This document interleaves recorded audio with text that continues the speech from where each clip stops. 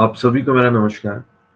आज हम लोग पाठ संख्या 68 पढ़ेंगे और इसमें मैं आप लोगों को बताऊंगा कि फलित करने के सिद्धांत क्या है। क्योंकि देखिए अच्छा ज्योतिषी वही है जो सही प्रेडिक्शन कर पाए। मैं यहाँ पर आपको थोड़ा थोड़ा सिखाने का प्रयास कर रहा हूँ और मेरी पूरी कोशिश रहेगी कि आपको ज्यादा से ज्यादा मैं सिखा पाऊँ।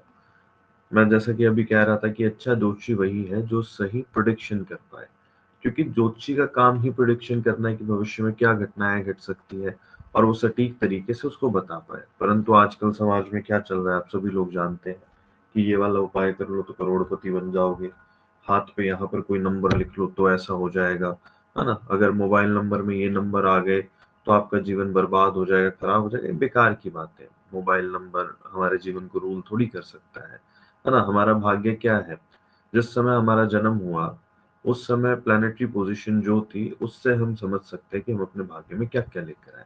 और भाग्य बनता कैसे है, हमारे संचित कर्मों से। हम जो पूर्व जन्म में कर्म करके आए हैं उसके फलस्वरूप जो हमें इस जन्म के लिए प्रारब्ध मिला है, वो सुख भी है दुख भी है सारी चीजें हैं, वो हमारा एक प्रकार से भाग्य है। उसके अलावा हम लोग अपनी फ्री विल से, हम अपने स्वतंत्र कर्म से भी अपने कल का निर्माण करते हैं, है ना। तो भाग्य और कर्म दोनों ही अपनी अपनी जगह इंपॉर्टेंस रखते हैं।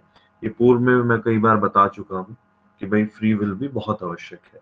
तो चलिए हम वापस टॉपिक पे आते हैं। अब हम बात करते हैं कि जब हम फलित सिद्धांत की बात करते हैं, हमें किसी भाव से संबंधित फलों की जब बात करनी है। पिछली क्लास में मैंने आप लोगों को समझाया कि भाई भाव फल किस प्रकार से निकालने हैं।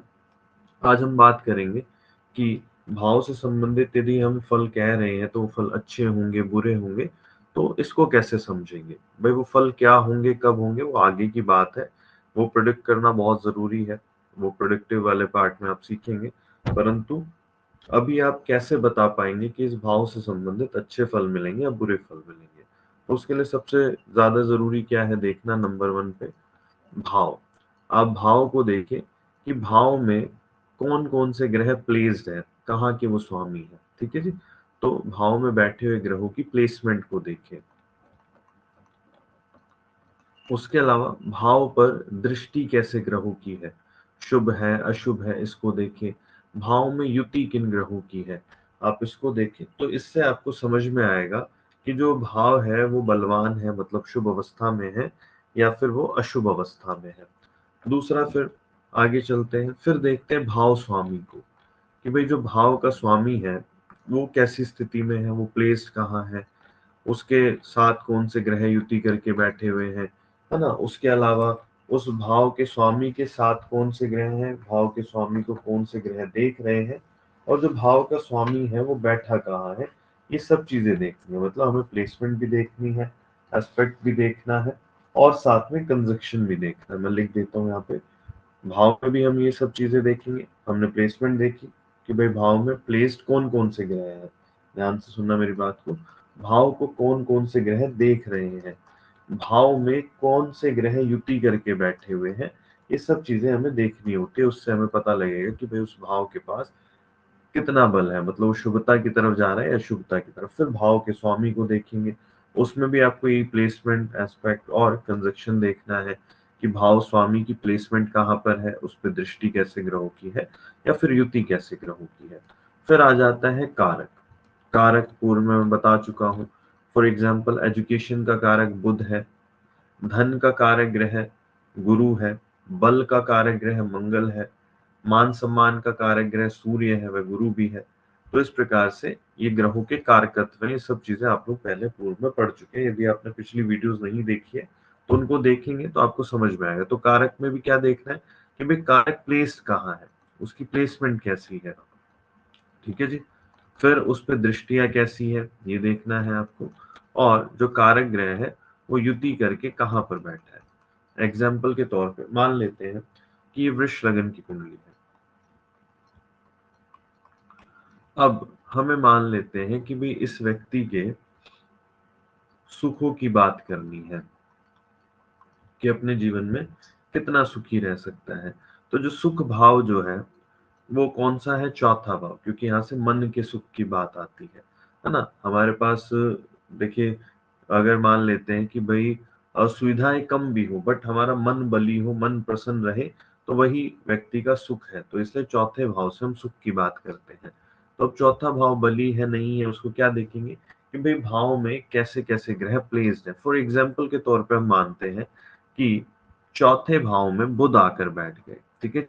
अब बुध जो है वो पंचमेश है, बैठे कहाँ, चौथे भाव में। तो ये प्लेसमेंट कैसी है, अच्छी प्लेसमेंट है, तो हम क्या कहेंगे कि भाई भाव में एक पॉजिटिव ग्रह बैठा हुआ है, ठीक है जी। उसके बाद हमें देखना है कि भाई भाव पर कैसे ग्रह की दृष्टि है। एग्जाम्पल के तौर पे मानते हैं कि शनि ही यहाँ से देख रहे हैं। अब ये नहीं सोचना कि शनि की दृष्टि हमेशा खराब होती है, ऐसा नहीं है। शनि यहाँ पर नवमेश है और दशमेश है, और वृष लगन की कुंडली में शनि शुभ ग्रह की श्रेणी में आते हैं और प्लेस्ड भी अच्छे हैं, योग कारक ग्रह है और अच्छी जगह प्लेस्ड है। या शुभ ग्रह प्लेस्ड होते तब हम इसकी दृष्टि को खराब मान लेते, बट ये दृष्टि भी अच्छी आ रही है ना, भाव के ऊपर, तो हम इसको भी पॉजिटिव लेंगे। मान लेते युति यहाँ पर कोई नहीं है, या फिर एक बार को हम मानते कि यहाँ पर शुक्र बैठे हुए हैं, और शुक्र कौन है, लग्नेश है। लग्नेश कहाँ पर आकर बैठे, चतुर्थ भाव में सिंह राशि में बुध के साथ। तो ये युति भी कितनी अच्छी हो गई कि यहाँ पर पहले व पांचवें भाव का स्वामी युति करके बैठा, बहुत अच्छी बात है। हालांकि शुक्र छठे का भी लॉर्ड है, बट अच्छे स्थान से है, तो लग्नेश को षष्ठेश होने का दोष यहाँ पर नहीं लगेगा, क्योंकि बैठा वो अच्छा है, ठीक है जी। अब भाव के स्वामी को देखेंगे जी, यहाँ पे सारी चीजें पॉजिटिव आ रही है। मान लेते हैं भाव का स्वामी जो है सूर्य, वो एक घर आगे कन्या राशि में पंचम स्थान में बैठा है। आप जानते हैं पहला, पांचवा व नौवां भाव जो होते हैं ये शुभ स्थानों की श्रेणी में आते हैं। यहाँ मैं भाव की बात करूं, एक पांच नौ, है ना, ये अच्छे भाव है, लक्ष्मी स्थान भी कहा जाता है इनको। तो प्लेस अच्छा है भाव का स्वामी, तो हम यहाँ भी पॉजिटिव लगाएंगे, ठीक है जी। उसके बाद हम देखते हैं कि भाई इसके ऊपर कैसे ग्रहों का प्रभाव है, या फिर इसके साथ युति में कौन सा ग्रह आकर बैठ गया। एग्जाम्पल लेते हैं, यहाँ पे मान लेते हैं चंद्रमा आकर बैठ गए।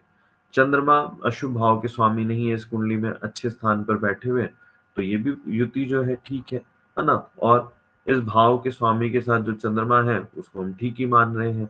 दृष्टि मान लेते हैं, यहाँ पर कोई भी नहीं है, तो उसको हम एक बार को छोड़ देते हैं। तो आप देखिए यहाँ पर कितने सारे पॉजिटिव हमें मिले। अब अंत में हमें कारक देखना है। अब सुखों का कारक ग्रह कौन है, गुरु। गुरु क्यों है, गुरु के अंदर सेटिस्फेक्शन है एक, है ना, वो कम में भी सेटिस्फाई हो सकता है, तो इसलिए हम गुरु को लेते हैं। क्योंकि गुरु कहते हैं नियम से चलो, बहुत ज्यादा लोभ की तरफ मत भागो, लालच की तरफ मत भागो, हमें एक अच्छी शिक्षा देता है, तो हमें संयम में रहना सिखाता है। तो इसलिए कारक जो हमने सुखों का लिया वो गुरु को लिया। तो अब हमें जुपिटर की प्लेसमेंट देखनी है। एग्जाम्पल ही ले रहे, हम मान लेते हैं जुपिटर जो प्लेस्ड है वो 11वें स्थान में अपनी राशि में प्लेस्ड है, और यहाँ पर सूर्य व चंद्रमा इसको देख रहे हैं, दोनों ही अच्छे हैं, दोनों ही इस कुंडली में अच्छे स्थानों के स्वामी बनते हैं। मतलब समभाव का स्वामी सूर्य है, जो चंद्रमा है वो तीसरे का स्वामी है, बट वो प्लेस्ड अच्छे स्थान पर है, तो हम इसको खराब नहीं मानेंगे। तो यहाँ पर भी आप देखिए दृष्टियां पॉजिटिव पॉजिटिव मिल रही है, तो हमें यहाँ पर सारी चीजें पॉजिटिव मिल रही है। तो इसका अर्थ क्या हुआ कि जो व्यक्ति का चौथा भाव है, फोर्थ हाउस जो है, वो अपने आप में बली है ना, अच्छा है, शुभता की तरफ ज्यादा जा रहा है, तो व्यक्ति को अपने जीवन में सुख मिलेंगे। अब अगर मान लेते हैं हम यहाँ सुखों की बात ना करके माता से संबंधित बात करते, तो माता का कारक ग्रह कौन है, चंद्रमा, तो हम कारक के तौर पे गुरु की जगह चंद्रमा को देखते हैं। हालांकि हमें डिविजनल चार्ट्स भी आगे देखने होते हैं, है ना, वो बाद की बातें हैं, द्वादशांश कुंडली वगैरह देखनी होगी जब हम माता पिता की बात कर रहे हैं। जब हम सुख की बात कर रहे हैं तो हम लगन कुंडली से ही इसको देख सकते हैं। तो आशा करता हूँ कि आपके फलित सिद्धांत समझ में आया होगा कि किस भाव से संबंधित हमें अच्छे फल मिलेंगे या बुरे मिलेंगे, उसको आप कैसे देखेंगे। भाव को चेक करें, भाव में प्लेसमेंट देखें, दृष्टि देखें, युति देखें, ऐसे ही भाव स्वामी को चेक करें, भाव स्वामी की स्थिति मतलब वो कहाँ प्लेस्ड है उसको देखें, उस पर दृष्टि देखें, और किसके साथ युति में, ऐसे ही कारक को देखना है। तो ऐसे देखने से आपको पता लग जाएगा कि आपके जन्म कुंडली के कौन कौन से भाव बली है, मतलब शुभता की तरफ जा रहे हैं, और कौन से भाव अशुभता की तरफ जा रहे हैं। आशा करता हूँ टॉपिक आपको अच्छा लगा होगा, समझ में भी आया होगा। यदि कोई डाउट मन में आता है तो आप कमेंट बॉक्स में लिख सकते हैं। बाकी यदि आप एडवांस लेवल पर ज्योतिष को सीखना चाहते हैं, प्रिडिक्टिव एस्ट्रोलॉजी को सीखना चाहते हैं, तो आप हमारे कोर्सेज को ज्वाइन कर सकते हैं। डिस्क्रिप्शन में नंबर मिल जाएगा, फोन नंबर, आप व्हाट्सएप करके मेरे से कनेक्ट कर सकते हैं। धन्यवाद।